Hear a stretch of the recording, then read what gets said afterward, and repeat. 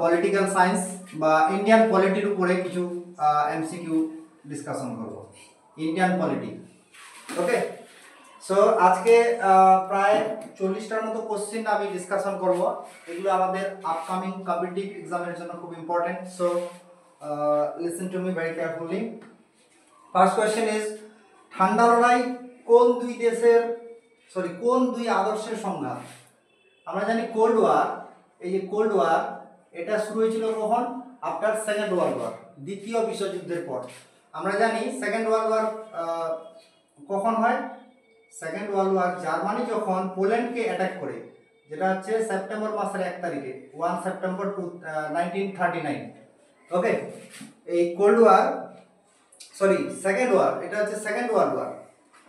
Second world war শুরু হয়েছিল Germany যখন পোল্যান্ডকে অ্যাটাক করে 1 সেপ্টেম্বর 1939-এ, এবং শেষ হয় যুদ্ধটা, দ্বিতীয় বিশ্বযুদ্ধ শেষ হয় 1945 খ্রিস্টাব্দে। ওকে, এই 1945-এর পরে হচ্ছে আমাদের এই কোল্ড ওয়ার স্টার্ট হয়। কার মধ্যে? বিশেষ করে ইউএসএসআর আর হচ্ছে ইউএসএ। ওকে, ইউএসএ। তো ইউএসএ কোন মতাদর্শের পক্ষে ছিল? ইউএসএ ছিল ক্যাপিটালিজম, বা যেটাকে বাংলায় বলবো আমরা পুঁজিবাদ। ওকে, capitalism.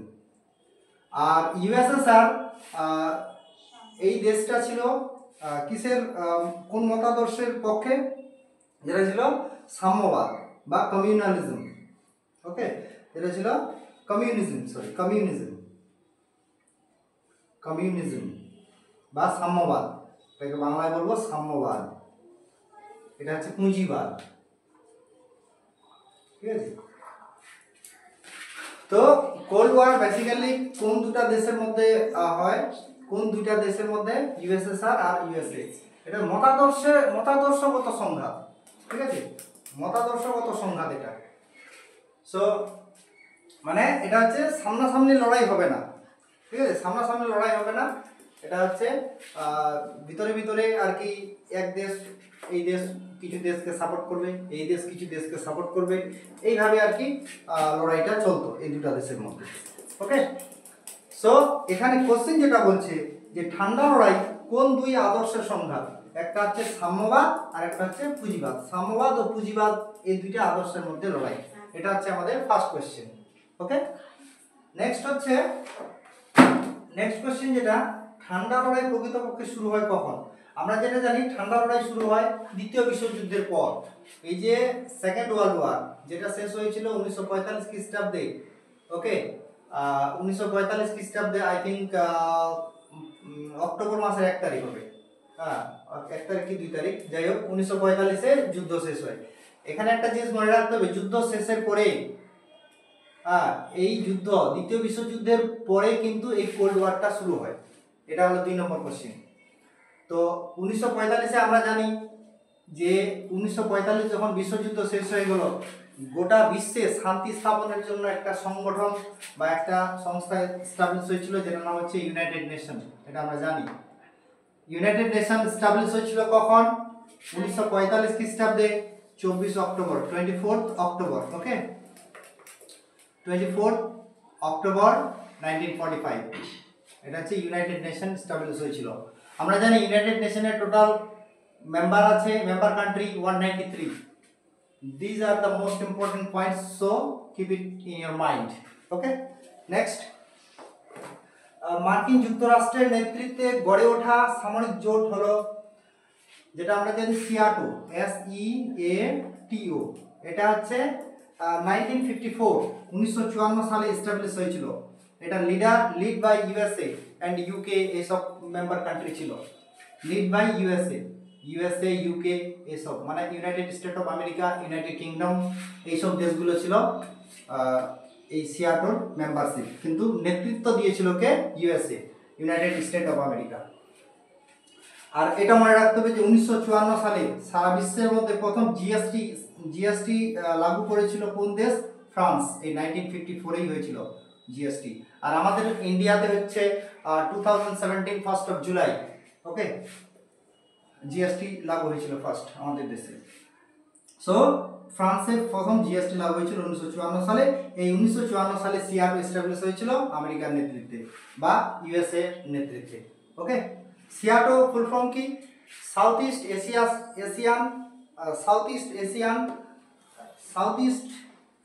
Treaty organization. South east Asia treaty organization. ওকে,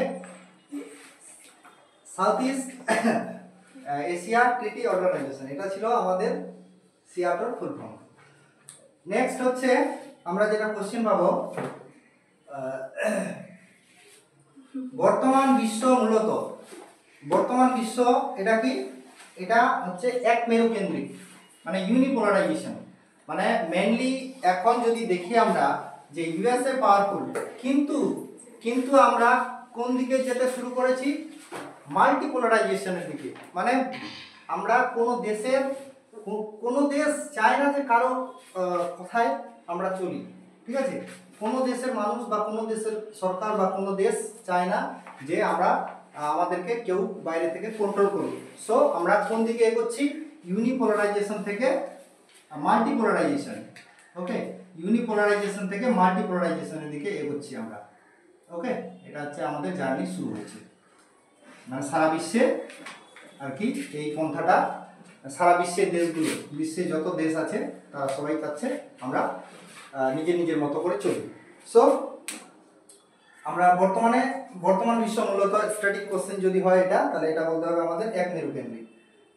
আচ্ছা, নেক্সট হচ্ছে কবওয়েভ মডেল। কবওয়েভ মডেল এটা কিসের সঙ্গে রিলেটেড?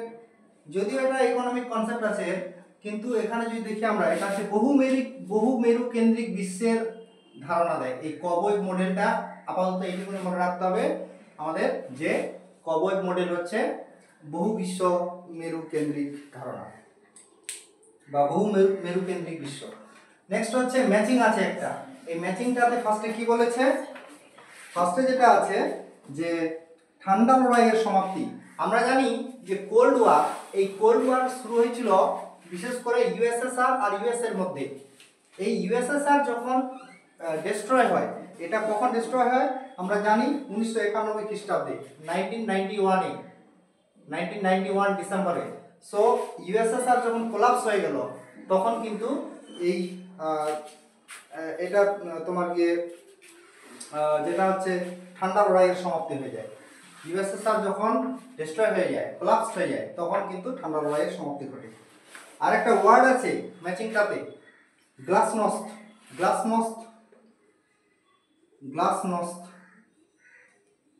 এটার সঙ্গে কি রিলেটেড হবে? গ্লাসনস্ট যেটা আমরা জানি যে জরুরি অবস্থায় সংযোগ ব্যবস্থা, আর গ্লাসনস্ট কথাটার মানে হচ্ছে মুক্ত চিন্তা। এটা রাশিয়ান ওয়ার্ড একটা। আচ্ছা, এবার এক মেরুকরণের জন্ম কার সময় শুরু হয়েছিল? মিখাইল গোরবাচভের পিরিয়ডে, রাশিয়ার প্রেসিডেন্ট ছিলেন। আচ্ছা, হটলাইন যেটা আমরা জানি আফগান যুদ্ধের সঙ্গে যুক্ত। ওকে, নেক্সট হচ্ছে একটা যেটা কোয়েশ্চেন পাচ্ছি, জোট নিরপেক্ষ আন্দোলনের জনক কে? Non align movement, father of non align movement is Pandit Jawaharlal Nehru. Okay, আমাদের স্বাধীন ভারতের প্রথম প্রধানমন্ত্রী ছিলেন পণ্ডিত জওয়াহরলাল নেহরু। তিনি জোট নিরপেক্ষ আন্দোলনের জনক ছিলেন। নেক্সট হচ্ছে জোট নিরপেক্ষ আন্দোলন প্রথম শীর্ষ সম্মেলন অনুষ্ঠিত হয় কোথায়? এই যে জোট নিরপেক্ষ আন্দোলন, এটা কিন্তু শুরু হয়েছিল, প্রথম যেটা সম্মেলন, শীর্ষ সম্মেলন হয়েছিল কোথায় হয়েছিল?